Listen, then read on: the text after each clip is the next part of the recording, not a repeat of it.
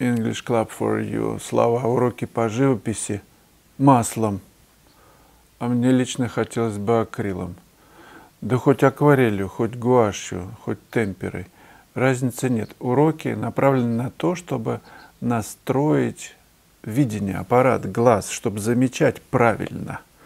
А техника исполнения может быть абсолютно любая. Дело ж не в этом. Если вы всю жизнь, например, занимались игрой на фортепиано, ну, таком вот деревянном, да, то дай вам современные клавиши, Ямаху какую-нибудь. Ну что, вы не сыграете, что ли? Да вы потом из нее не вылезете, потому что все удобно. И тембры разные, и звучание разное. Есть в школе базисные уроки, посвященные композиции, видению художника, как вообще из чего живопись состоит. Это такие фундаментальные, о тоне, о композиции. И есть много уроков технические, приемы различные, задачи всегда различные. Пейзажи, натюрморты, человек, портрет. Так что я предлагаю попробовать какой-то один выбрать, и я думаю, что это вообще не проблема. Это все будет в копилку знаний, навыков, умений. Тем более, что сейчас серьезная акция в моей школе, 60% скидка на все видеоуроки, так что заходите в онлайн-школу и приобретайте, выбирайте то, что вам нравится. Есть анонсы к каждому уроку, видеоанонсы, отзывы. UserGP, вы создали целую галерею прекраснейших женских образов. Спасибо. А мужских единичные. Ну, что поделать, я мужчина, мне, конечно же, привлекательнее смотреть на женскую красоту. Ну, гораздо сильнее, больше. Хотя сейчас, конечно, модно и восхищаться мужчинами, но это не по моей теме. Естественно, женские портреты писать приятнее, да. Но ведь создать глубокие мужские образы тоже интересно. Ну, я создаю так потихонечку иногда. И это зрителей привлечет. Буду стараться работать над этим. Думаю, да, кстати, есть у меня там 3 мужчины в разработке. Я работаю над этим проектом, делаю эскизы. Ну, пока что рано об этом говорить на уровне эскизов. Так что спасибо большое, UserGP. Я удовлетворю ваш интерес к мужчинам. Будет мужчины, обязательно будут. Много. Олег Абрея с самого начала учеником стремился быстро овладеть мастерством. Рисование и живопись были целью, и овладеть нужно было побыстрее. Но годы мне показали, что учиться, удивляться формой и натурой – это и есть искусство жить. О, как хорошо! Мне больше не хочется загонять себя в рамки художник. Ведь жизнь не шаблон, а искусство тем более не определить шаблонами. Так что выход только один – умиротворение и удовольствие от процессов, которые только Всевышний мог нам. Спасибо. Хорошие слова дальше. Спасибо большое, Олег Абрея. Ну, это замечательное состояние, когда ничто не мешает быть свободным, познавать мир через ремесло, правда? Вы красивые слова пишете, удивляться формой. И натура – это искусство жить. Но это действительно удивление. Собственно, это и есть двигатель. Если его нет, представляете, человек проснулся, попил, значит, кофе, смотрит кругом, так, ничему не удивляется, потому что ничему не рад. Ни Мальдивам, ни мартини, ничему, ни жена красивая модель, ничему. Да хоть у него там миллиарды, если уныние просочилось как вирус, все, человек болен этим не удивляется, он ничего не удивляется. Ну, если такое состояние, жизнь прожита, зачем вообще жить? Конечно, это совершенно такое суицидальная какая-то тема. Тамос такой, дно, из него ничего не родится. Ну, конечно, нужна встряска, кто-то должен встряхнуть, причем сам себя надо встряхивать.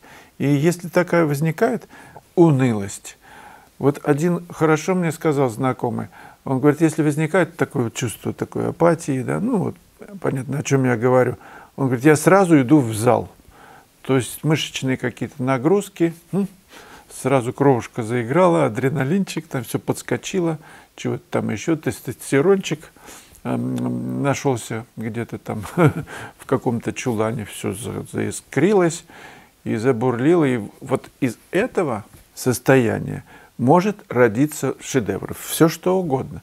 Поэтому нужно, мы понимаем, да, раз такое произошло, человек просто от мышечной какой-то там зарядки, я не знаю, пришел в движение, ну, значит, это повод задуматься. Может быть, каждый день тогда, как телега, например. Я говорил уже, пример простой.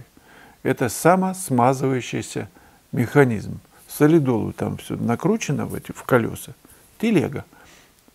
Если она стоит, я не знаю, 10 лет, просто вот на диване сидит, сел, дай, думаю, посижу, и вот ты уже лежишь. Конечно, она в камень превращается, весь этот солидол. Она еле прокрутится, она не поедет вообще. Ее нужно все время крутить. Тогда эта телега будет верно и долго служить. В мозги будет поступать кровушка, омывать там всякие участки, и возникать удивление. И, конечно же, мы будем сразу писать это удивление. Оно же, мотор такой. А что вы думаете, друзья, на этот счет? Мне это прям сильно интересно. Тема-то хорошая.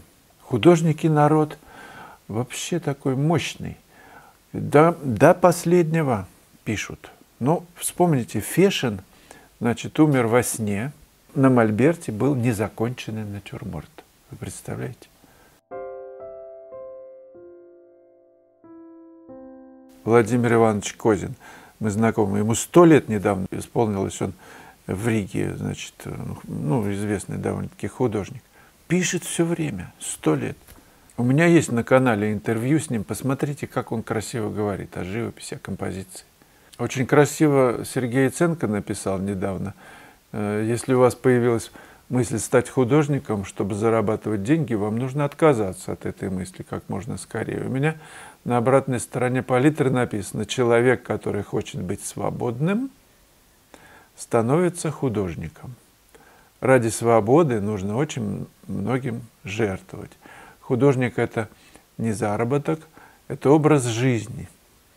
Художником стать невозможно, им нужно родиться, и не каждый художник, который пачкает холсты, у кого даже получается продать это, не каждый художник. Ведь нельзя полагаться на людей, которым нужна симпатичная картинка, чтобы прикрыть дырку на стене, и которые вас называют художником. Я понял это слишком поздно, поэтому слишком поздно перестал себя называть художником, хотя опыт раскрашивания холстов огромный. Константин Коровин говорил так: пишите, даже если у вас нет денег, потому что то счастье, которое вы испытываете, не сравнится ни с какими деньгами мира.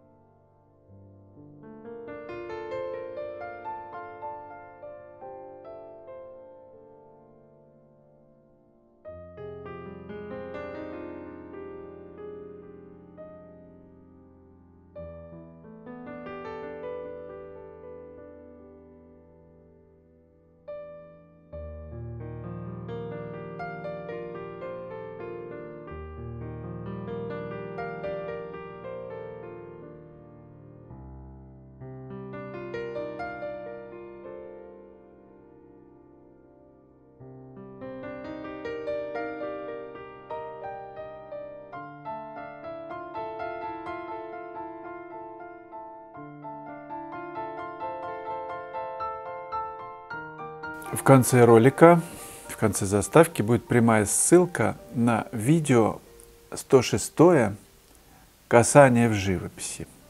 Предлагаю его посмотреть.